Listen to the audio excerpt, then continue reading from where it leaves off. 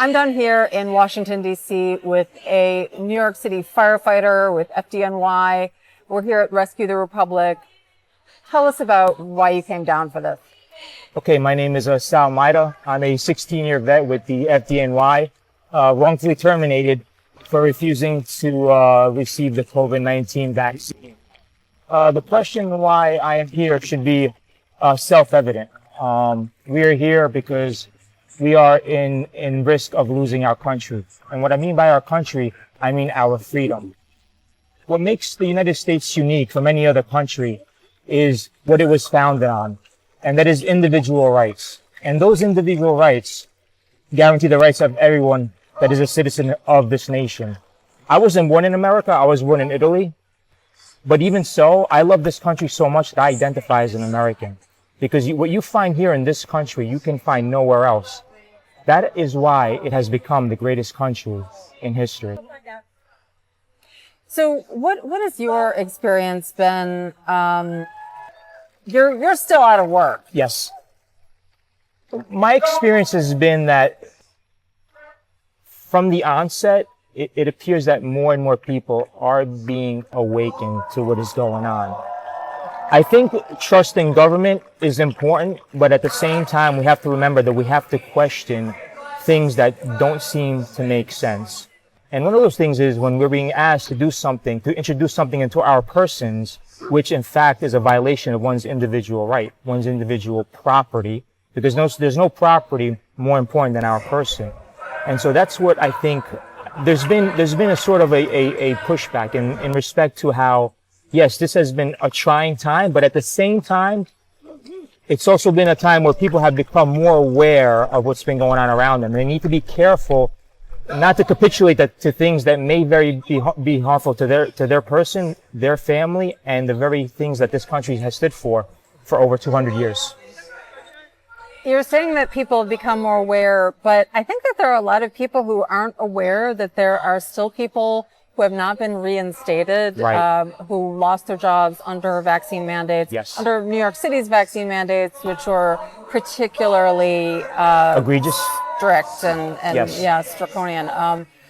I think there are a lot of people out there who would be surprised to hear that you are not back on the job. Right.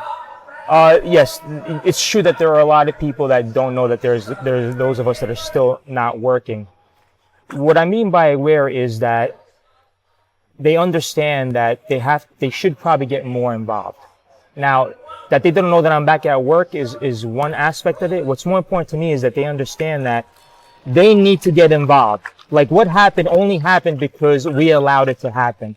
So that's just one area of it. And it doesn't just revolve around me getting my job back, but more importantly that people know that this is just one step to things that may come down the line that are more concerning. For example, like what it's been talked about on the stage, just the ability to be able to speak what's in your heart and on your mind. That's just one step away from that. And that's what I think. This is more important than just me and my job. This involves all of us. It involves the very freedom and the very soul, the very identity of this nation.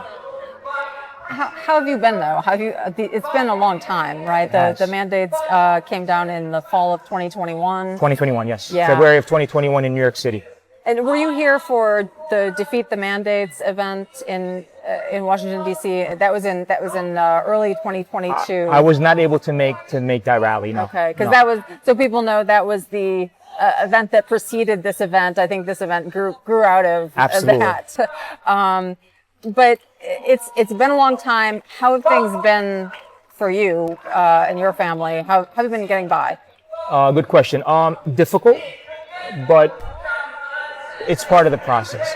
You know, one of your questions was, you know, what about people maybe not knowing? You can't focus on how many people are being awakened to what's going on. You need to focus on those that are gravitating towards the truth. See, energy is very limited. And what I do with my time and my energy is I reserve it for where I know it's going to be well received. Now, for those that are a little slower to come to the topic or to the issue, you got to be patient with them. We need to focus on those that are gravitating towards what we are standing for. And that's how I exert my energy and my time. And for my family, it's been difficult. However, what I have noticed is that it's actually drawn us closer together. We've had to rely, speaking about my wife in particular, I've had to rely on her much more than I ever have, and she's had to rely on me. And so we've become more of a unit. And it's actually brought us closer together. And I'm grateful to God for that. Are there some concrete things that you would like to see people who do become engaged with these issues? What kinds of concrete things would you like to see them do or advocate? Okay. I think one thing I would like to interject to make that question even more important is when they start that journey, there's going to be a lot of discouragement, and they may stop doing what they think they need to in order to better their life and the lives of others. Discouragement is just part of the process. Pick yourself up, keep fighting, and keep going. And whatever little part you could add to this fight, however small you may think it is, it's not small at all. This is just a part of a big whole.